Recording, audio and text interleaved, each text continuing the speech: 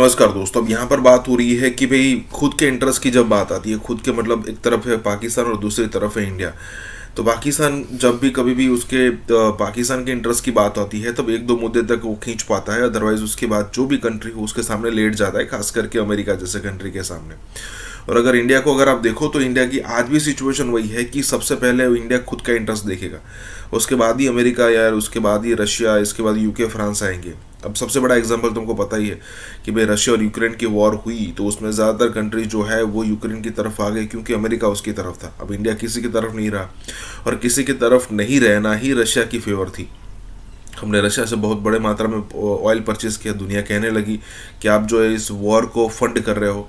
हमने कह दिया आपको जो सोचना है सोचो, हमारा यहाँ पर बेनिफिट ये हो रहा है तो हम ये करेंगे, हमारी जनता के लिए बेनिफिट ये हो रहा है। मतलब ये होता है अपने देश के लिए, अपनी जनता के लिए, अपनी जो पब्लिक है उसके लिए एक स्टैंड लेना और उनको बेनिफिट पहुँचाना। यही बात हो रही है। इसी के साथ ये वीडियो शुरू करते हैं। दौरे सऊदी अरब और दौरे मुत्तहिदा अरब अमारात से हमें क्या मिला है? अभी तक इनको कुछ नहीं मिला है, कुछ नहीं मिला है। ये गए किस लिए थे कि पाकिस्तान के जब नेशनल इंटरेस्ट की बारी आती है तो एक दो चीज़ों के बाद हम हार मान लेते हैं, हम हाथ छोड़ देते हैं और हम एकदम से मांगने की सूरत हाल में आ जाते हैं। क्यों इमदाद अभी तक हमें नहीं मिला है? क्या ख्याल है आपका, क्यों नहीं मिला है अभी तक? वो उसकी वजह बुनियादी वही इकोनॉमिक है। मुझे ये बताइए, आज आपका पाकिस्तान अपने पांव पे खड़ा हो जाता है, आपको सऊदी अरेबिया जाके ये नहीं कहना कि जी हमें 10 बिलियन डॉलर चाहिए 30 जून तक, 3-4 मिल रहे हैं IMF से तो बाकी के 5 आप दे दें।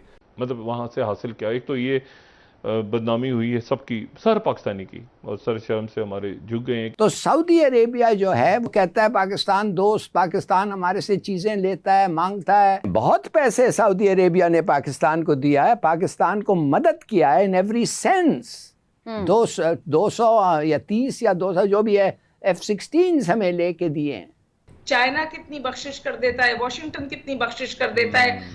अभी तक इनको कुछ नहीं मिला है, कुछ नहीं मिला है। ये गए किस लिए थे?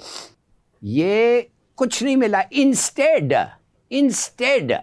जौहरिया साहब ने, I am very grateful to him for reminding me कि हम शायद सऊदी अरेबिया के बिहाफ पे यमन जाए, हमारी फौज। शायद, मैं नहीं कहता पक्का, मैं नहीं कहता हम मानेंगे, मैं दुआ करता हूं कि हम नहीं मानेंगे। और ज़ाहिर है जब तक कोई ऑफिशियल इस पे नहीं स्टेटमेंट आता पाकिस्तान हम नहीं करते बिल्कुल इस पे। ठीक, सही जी। नहीं, और फिर आप पूरा जॉइंट स्टेटमेंट पढ़ें तो सही। जॉइंट स्टेटमेंट पढ़ें, उसमें एक पूरा पैराग्राफ है। पैराग्राफ से पता नहीं कितने पैराग्राफ तो एक है, मगर कम से कम 4 होने चाहिए थे अगर आप स्ट्रिक्टली उसको डिवाइड करते, जिस पे यमन पे है। यमन किसका इंटरेस्ट है? यमन 4-6 लाइन है कश्मीर पे हमारे इंटरेस्ट पे, 20 लाइन है यमन पे। किसका इंटरेस्ट है यमन? हमारा तो नहीं है, सऊदियों का है। तो सऊदी अरेबिया जो है वो शायद चाहे, क्यों नहीं भाई, वो कहता है पाकिस्तान दोस्त, पाकिस्तान हमारे से चीज़ें लेता है, मांगता है, हम देते हैं, खुले दिल से देते हैं, बड़ा हमारा हार्ट होता है।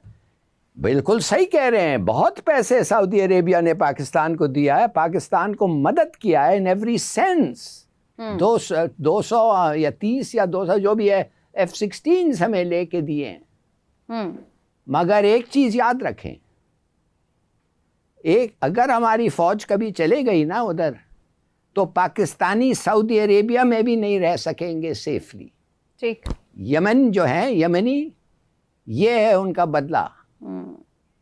तो ये एक सेंसिटिव इशू है, देखते हैं इस मामले पर क्या ऐसे फैसले लेने चाहिए। ऑब्वियसली इस पे अगर कोई अच्छा, एक और चीज अच्छा। आप छोड़िए ना, एक और चीज मुझे कहने दें, फिर आप ले जाएं कॉन्वर्सेशन। वो ये है कि इनको क्यों इमदाद अभी तक हमें नहीं मिला है? क्या ख्याल है आपका, क्यों नहीं मिला है अभी तक? अब भाई वो बैठा हुआ है उधर, मुफ्ता, क्या नाम है उनका, हमारे फाइनेंस मिनिस्टर के, मिफ्ता, वो बैठे हुए हैं उधर, वो डिस्कस कर रहे हैं जी। वो डिस्कस कर रहे हैं, वो क्या बातें डिस्कस कर रहे हैं? 2 दिन से ये क्या बड़ी बात है यार, एक दफे 4 घंटे में गए थे, बल्कि जाने के पहले सब चीज तय हो जाता है। आपके पास 4.2 आप जैसे बिलियन का लोन सिफारतकार है है, नहीं रोल उनके ओवर, पास नो ना सर। प्रॉब्लम। आपने नहीं, प्लीज अंडरस्टैंड, ये पहले चीजें सेटल हो जाती हैं, ये डिस्कशंस Exactly. की बात नहीं है। कौन नहीं दे रहा है? वॉशिंगटन कह रहा है आईएमएफ को और सऊदियों को, और सऊदियों ने कहा है हमें, जब $3 बिलियन हमें दिया था बजटरी से, उन्होंने कहा कि मेक श्योर कि तुम्हारा एंटायर प्रोग्राम आईएमएफ के तहत है, और अगर आईएमएफ निकल जाए तुम्हारे प्रोग्राम से, हमारे पैसे 72 घंटे में वापस होने चाहिए। यू अंडरस्टैंड ऑल जी। दिस? तो now put it in the pipe and smoke it. Doctor साहब जरा सीधी पहले तो ये बताएं, पैसे मिले नहीं मिले? हमें पैसे मिलने की उम्मीद में बैठे डॉक्टर साहब, अभी नहीं मिले। अभी नहीं मिले? अच्छा अभी नहीं, एक मिनट। उम्मीद में बैठे। अच्छा, हमें आईएमएफ से भी नहीं मिले, हमें सऊदी अरब से नहीं मिले, तो ये हम मुझे अच्छा चले आगे चलते हैं। अच्छा अभी डॉक्टर साहब हमारा फर्ज था दरखास्त डालना। अच्छा। हमने दरखास्त डाल दी है कि खुदाया वो जो ऑयल की फैसिलिटी है उसको भी डबल कर दो, 1.2 अरब की पहले है 2.4 कर दो, और जो डिपॉजिट है वो इजाफी 2-3 बिलियन डॉलर दे दो। इसी तरह दरखास्त हमने आईएमएफ में भी डाल दी है। तो हमारा फर्ज था दरखास्त डालना, वो डाल दी नहीं। अब सऊदी अरेबिया में जो दरख्वास्त डाली है, तो सऊदी अरेबिया हमें पैसे और देगा, तो उसके बाद हम आईएमएफ को शो करेंगे कि हमें उनका पैसा ज्यादा मिल गया, फिर आईएमएफ, ये क्या घन चक्कर है? डॉक्टर साहब महसूस ऐसा हो रहा है कि जो तिजोरी है, चाहे वो आईएमएफ की हो या वर्ल्ड बैंक की हो या सऊदी अरेबिया की हो, उसकी कुंजी कहीं वॉशिंगटन में पड़ी है और खो गई है। तो वो कुंजी कहीं खो गई है। वो जब तक नहीं मिलेगी उस वक्त तक ना तो आईएमएफ की तिजोरी खुलेगी, ना वर्ल्ड बैंक की खुलेगी, और ना ही सऊदी अरेबिया की खुलेगी। आपको याद होगा कि साबिक वजीर आजम साहब का ये हुकूमत के दौरान जो आईएमएफ के साथ पैकेज हमने नेगोशिएट किया था, उसमें खास तौर पे कहा गया था कि अगर आप आईएमएफ का हिस्सा बनेंगे तो आपको पैसे मिलेंगे, और साथ में ये भी कहा गया था कि अगर आप आईएमएफ का हिस्सा नहीं रहेंगे तो 72 घंटे, आपको याद होगा 72 घंटे के अंदर पैसे आपको वापस करने होंगे। जी। तो अभी वो 72 घंटे वाली शिक खत्म हुई है कि नहीं हुई, ये भी हमें नहीं पता। देखिए, पुराने वाला पैकेज ही एक्सटेंड किया जा रहा है। इसका मतलब है कि वो सारी शराइत जो उस वक्त थी वो इन प्लेस रहेंगी। नहीं। अच्छा डॉक्टर साहब ये बताएं, ये तो बड़ी अजीबोगरीब बात है, डिस्कस हर जगह। अच्छा ये मुझे बताएं कि ये जो शहबाज शरीफ साहब ने ऐलान किया है कि अगले 15 रोज तक पेट्रोलियम की मसनूआत की कीमतें बरकरार रखी जाएंगी, यानी आप समझें कि तकरीबन 15 मई तक। तो 15 मई तक अगर हम पेट्रोलियम की कीमत बरकरार रखते हैं, तो आईएमएफ से तो हमने कह दिया था कि हम सब्सिडीज को खत्म करेंगे, तो ये तो 40 अरब रुपए का और नुकसान गालिबन होने जा रहा है बकौल आईएमएफ के। ये क्या चक्कर है? डॉक्टर साहब ये क्रेडिट जाता है इमरान खान साहब की हुकूमत को। अच्छा। उन्होंने इतनी खूबसूरती से बारूदी सुरंगें बिछाई कि जो हुकूमत उसके बाद आएगी वो पछताएगी कि वो हुकूमत पे क्यों आए। देखिए, तकरीबन 3 अरब रुपए रोजाना का नुकसान है खजाने को, और खजाना आप सोचिए खाली है। खजाना पहले से 5,000 अरब का खसारा है बजट का, तो उसके अंदर से जिसमें खसारा है, नेगेटिव है आपकी तिजोरी, उसमें से 3 अरब रुपया रोजाना का या 100 अरब रुपया माहाना का निकालना, ये पेट्रोल और डीजल की सब्सिडी के लिए ये तो कतन सस्टेनेबल नहीं है। तो फरवरी की 28 तारीख को साबिक वजीर आजम ने एक सियासी फैसला किया था जिसमें उन्होंने 10 रुपए पेट्रोल और डीजल की कीमत कम कर दी थी। वो माशी फैसला नहीं था। उसके बाद अब फैसला जो वजीर आजम शहबाज शरीफ साहब ने भी किया है वो भी सियासी फैसला है, वो माशी फैसला नहीं है। तो नहीं, तो इसका मतलब, एक मिनट जरा, मिफ्ता इस्माइल कुछ और कहकर आए हैं वॉशिंगटन में कि हम सब्सिडी खत्म करेंगे। शहबाज शरीफ साहब ने कहा कि 15 दिन और रहेगा।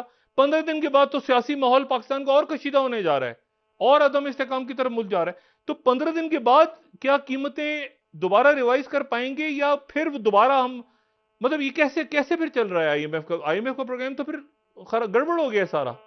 और आप कह रहे हैं जी, ये आईएमएफ की स्टेटमेंट में बड़े वाज़ेह तौर पे कहा गया है कि आईएमएफ और पाकिस्तानी वजारत खजाना की जो टीम है उसके दरमियान में ये एग्री हो गया है कि ये सब्सिडी जो है ये अनफंडेड थी, जिसका मतलब ये है कि बजट में इसकी कोई गुंजाइश नहीं थी और इसको रिवर्स कर दिया जाएगा।